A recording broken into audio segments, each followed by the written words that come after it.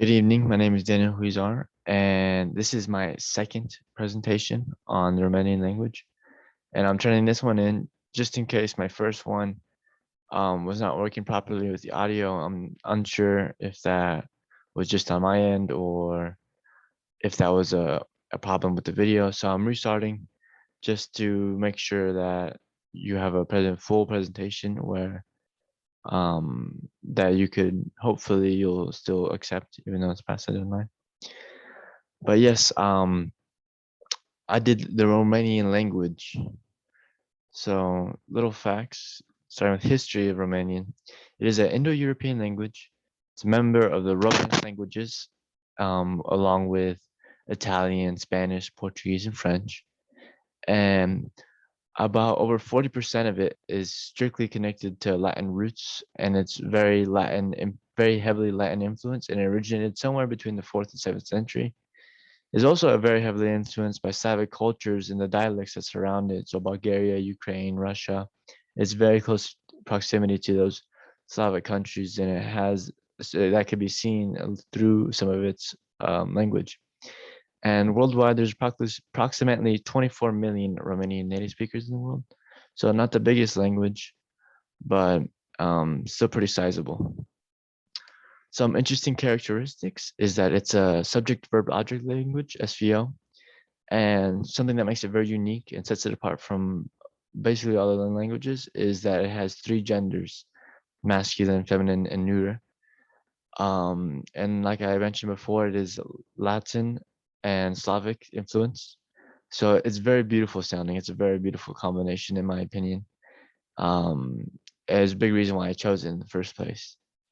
And for to make a singular into a plural, you would either change it to an I or an E, conjugate it. Um, so that's also very interesting. And one of the things that I really think sets Romanian apart from all other languages is its flexibility, and you'll see more of that further into the presentation. But some points that can be made on are inflection, stress, and structure. And lastly, just a cool little um, like added characteristic of this language is the use of triphthongs. And you really do not see much of that in other languages, so it's very interesting to see here.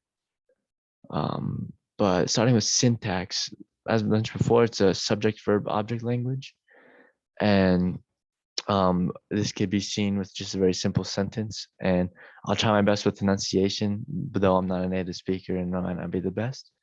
So here's a sentence: "Imi place bombanele," which translates to "I like candy." Um, and it's just the very simple subject, then verb, then object. And that's how it functions. Just many other languages, like other Romance languages and like English. But the flexibility is what really sets it apart. So here's an example of a sentence that can be moved around in its arrangement and still have meaning. So Elene Sikre Okarte is Elena is writing a book. However, that is not the only form that can be used here. There's also other acceptable forms, and here are two examples of what that might look like. And it's Sikre Elena Okarte and Okarte Sikre Elena. So those translate into English is writing Elena a book, and a book is writing Elena, which make absolutely no sense in English. However, to a Romanian speaker, the syntax allows for the rearrangement of words to still convey a similar meaning and to still um, fall inside like its rules and grammatical structure. So it's very interesting. Very interesting that the syntax is so flexible. Moving on to semantics, which is the study of meaning or how meaning is created in the language.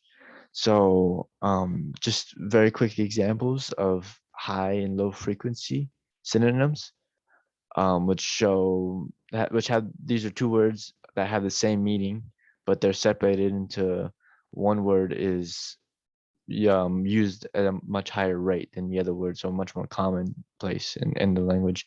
And one example would be dormi and som. which they both mean sleep, but dormi is a much higher frequency and is used much more often in the language. And moving on, we can see homophones, and these are words that carry two meanings. Two meanings, and just a quick example would be balloon, which is it can either mean balloon or flask. So in that way, similar to English, where there's many words that have multiple meanings, and in its context is what will give them that meaning. And a quick idiom from the Romanian language, a very popular one, is ati lua enima indinte. And the literal translation into English is to take, or just to take your heart in your teeth. And but the actual significance and the metaphorical meaning is kind of like encouragement. It means that you're brave enough to do something, and it's like to take that leap. So that's another way we could find meaning in the language, is through metaphorical. There's very much emphasis on a metaphorical meaning in the language. Moving on, morphology. And here we could see different things like how words can be altered. And as I said before, the plural, changing singular into plural. And our example here is ofata, which means one girl, will be changed into niste fete, some girls. So not only is the base word of girl changed and added, the e is added, the article is changed completely as well. So that's a very interesting point. And some other characteristics of this is the verbs can be altered by the use of suffixes, much like English and other languages. But something that's very unique is conjugation can be changed based on mood, tense, person, number, gender, and even voice. So there's a lot of different outlets you could use to change meaning in words, and or to change how a word is structured. And here's an example of what that might look like: is nominative versus vocative. So our example here is Baie tu esta aquí, which means the boy is here, and that's a nominative voice. However, if you want to change it to vocative, it'd be Baete vino incoasi, which means the boy, or it means boy, come here. So it's a vocative sense. So just by that change in voice, the word boy is also changed from bayatu to bayaeti. So that's also an interesting point on the Romanian language. And lastly, we have phonetics. There are 22 constant phenoms that are used in Romanian language, or that are in the IPA, and there are 9 vowels that are included in the IPA for Romanian. So lots of different sounds and interesting connections with that in the Romanian language. And these last are moving back into some interesting aspects, is how flexible the Romanian language is. And example we could see this flexibility is through the use of stress and how that can change the meaning of a word. So here we have copy, which means copies, and copii, which means children. So just that the emphasis on the vowels can alter the meaning of a word completely. So that means like it leaves a lot more flexibility in terms of sentence structure and how to convey meaning in Romanian.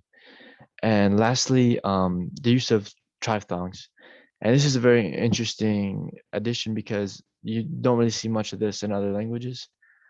But to explain it, it'd be very simple. We could look at the example of crayoni, which means pencils. Triphthongs are just 3 vowels put together in succession to create a sort of smoother flow in a word. So we have that in crayoni. So crayoni. So o a crayoni. So it's the triphthong here makes the word flow very nicely and combine the vowels seamlessly. And here we have a video of a native Romanian speaker reciting a poem, just so you can get a feel for the Romanian language and how it sounds.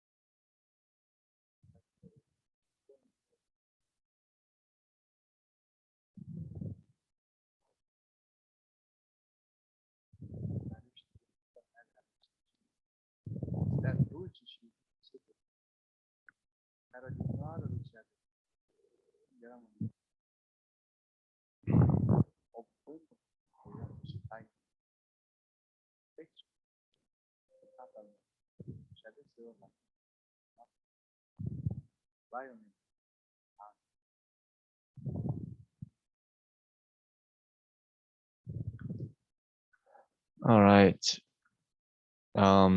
So hopefully that helped to get a feel of what it sounds like. It's very smooth and it can be a very soft language, but you could definitely hear, sorry about that. You could definitely still hear those Latin and Slavic roots within it. And it's also, you could see how beautiful the language is, and it could have just been the background music in that. But I believe that Romanian is a very beautifully spoken language and there's a lot of passion behind it. And also, it's interesting to know the poem is called Steluta, which uses the morpheme uta and to change its meaning into little, much like other languages. For example, Spanish, where little star would be translated into estrellita, with ita being the morpheme, the suffix to help it change meaning. And lastly, here is my works cited pages. And I just want to say thank you for a great semester and the opportunity to learn about linguistics. It's been very wonderful, and the project has been very fun. And like I said before, this is just a second attempt, or just in case the first one was not working properly, this could be sort of the one to take its place if you would allow it. And thank you so much. I hope you have a great Christmas and a great winter. And thank you for an awesome semester.